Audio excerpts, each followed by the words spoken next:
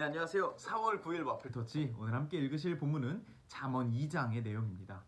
앞서 1장에 대해서 설명을 들으실 때 이야기 들었겠지만 잠언 같은 경우에는 물론 잠언에도 전체적인 구조나 틀은 있습니다. 하지만 그런 게 매우 중요한 성경은 아닙니다. 그렇기 때문에 앞뒤 문맥이나 흐름을 읽으면서 읽기보다는 매일매일 주어지는 이 말씀들, 지혜들 속에서 나한테 개인적으로 하시는 말씀은 무엇일까? 라는 것을 찾고 묵상하시면 좀 더 여러분과 저에게 도움이 될 것 같은 그런 성경책입니다. 그렇기 때문에 저희가 영상으로 이렇게 설명을 해드릴 때에는 본문 전체의 내용을 설명해 드리기보다는 좀 중요해 보이는 포인트, 제가 읽었을 때 조금 설명이 필요한 부분들만 짚어드릴 예정이고, 여러분들이 개인적으로 읽어보시면서 이 안에서 각자의 묵상을 찾아보시는 것이 훨씬 더 도움이 될 것 같습니다. 그래서 여러분들 이 영상만 보고서 마치기보다는 이 본문을 직접 읽어보시면서 그 안에서 하나님께서 나 개인에게 하고자 하시는 말씀은 무엇일까 꼭 찾아보고 생각해 보실 수 있는 그런 큐티가 되셨으면 좋겠습니다. 오늘 제가 여러분에게 나누고 싶은 부분은 2장 안에서 한 두 가지 정도가 있는데요. 첫 번째는 1절부터 시작하는 그 앞부분에 있는 내용입니다. 이 1절, 특히 2절, 3절, 4절에 보면은 하나님께서 이 잠언의 저자를 통하여 우리에게 지혜를 열심히 노력해서 얻어내야 된다, 구해야 된다, 찾아야 한다라고 이야기를 합니다. 2절에서는 이렇게 말합니다. 지혜로운 말에 귀를 기울이고 그것을 이해하려고 노력하라. 3절에서는 네가 지식을 추구하고 깨달음을 얻고자 애써라. 4절에서는 은이나 숨겨진 보물을 찾는 것처럼 찾고 구하라 라고 이야기를 하고 있습니다. 지혜를 얻는 데 있어서 나의 노력이 필요하다라고 분명히 이야기하고 있는 것이죠. 그런데 약간은 역설적이게 6절에 보면은 여호와께서 나에게 지혜를 주시는 것이다 라고 이야기를 합니다. 내가 찾으라고 이야기를 하면서 동시에 하나님께서 주시는 것이다 라고 이야기를 합니다. 좀 역설적이죠. 팀 켈러 목사님께서는 이것을 가지고 지혜의 역설이라고 명명하셨습니다. 팀 켈러 목사님이 이 잠언의 2장에 나와 있는 역설, 내가 지혜를 구하지만 결국 하나님께서 지혜를 주시는 것이다 라고 하는 이 역설을 가지고 구원과도 연관지어서 설명을 해주셨는데요. 빌립보서에 보면은 우리 보고 구원을 이루기 위해 열심히 노력하라 라고 이야기를 하면서 동시에 하나님께서, 예수님께서 오직 은혜로 구원을 허락하신다라는 이야기가 남겨져 있습니다. 굉장히 역설적이죠. 구원을 내가 이루지만 동시에 하나님께서 은혜로 주시는 것이다 라고 이야기를 합니다. 지혜에 대해서 이야기할 때랑 굉장히 비슷하죠. 살다 보면, 이 신앙생활을 하다 보면 이런 역설이 우리 앞에 다가올 때가 있습니다. 모든 것이 하나님의 계획대로 된다고 하고, 내게 주어진 모든 것들, 내 소유들, 내 상황과 환경들, 모든 것을 하나님께서 허락하셨다라고 이야기를 하는데, 동시에 내 일상 가운데 내가 노력하고 내가 선하게 살고 내가 최선을 다해야 한다라고 이야기를 합니다. 내가 최선을 다해야 하는 것인지, 내 노력으로 해야 하는 것인지, 아니면 하나님께서 주시는 것, 하나님께서 내 삶을 이끌어 가시는 것을 온전히 의지하며 살아야 하는지 굉장히 좀 헷갈립니다. 그런데 잠언에서도 그렇고요, 성경 곳곳에서 우리가 깨달아야 할 성경의 지혜는 역설적이다라고 이야기를 합니다.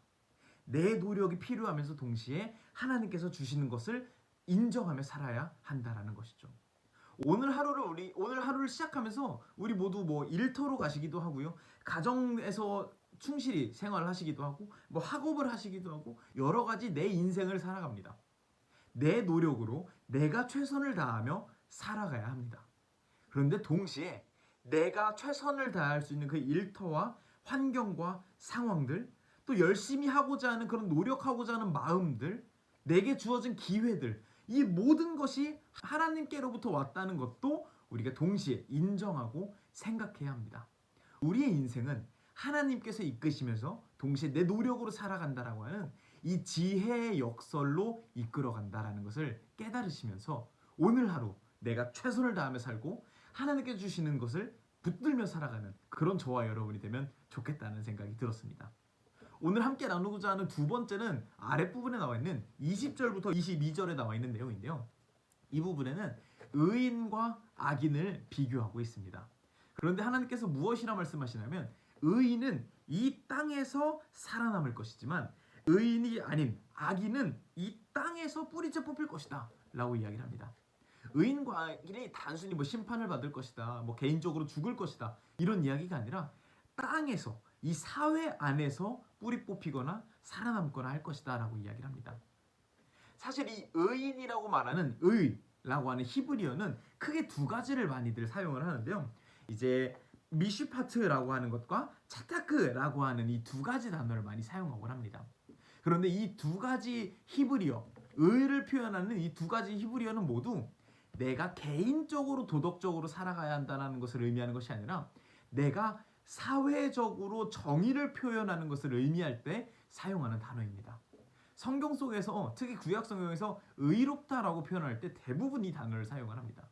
내가 도덕적으로 개인적으로 살아가는 것이 아니라 내가 사회를 얼마나 더 정의롭게 만들어가는가, 이것이 진정한 의인이냐 악이냐를 가름짓는 그런 판도가 될 것이고요.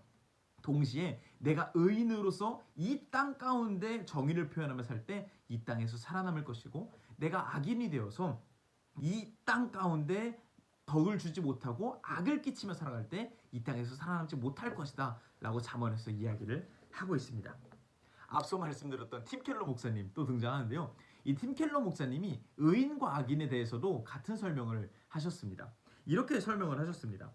의인은 내게 주어진 소유가 많은 부분 주변인들의 것이다 라고 말한다. 왜냐하면 내게 주어진 소유, 시간, 물질, 상황 등등 모든 것은 하나님께로부터 온 것이고 이웃을 사랑하는 데 사용되기 돼야 하기 때문이다 라고 이야기를 하십니다.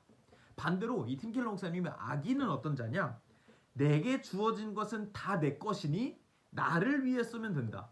내 양심에 거리끼지만 않으면 된다라고 생각하는 사람들이다 라고 목사님께서는 이야기를 하셨습니다.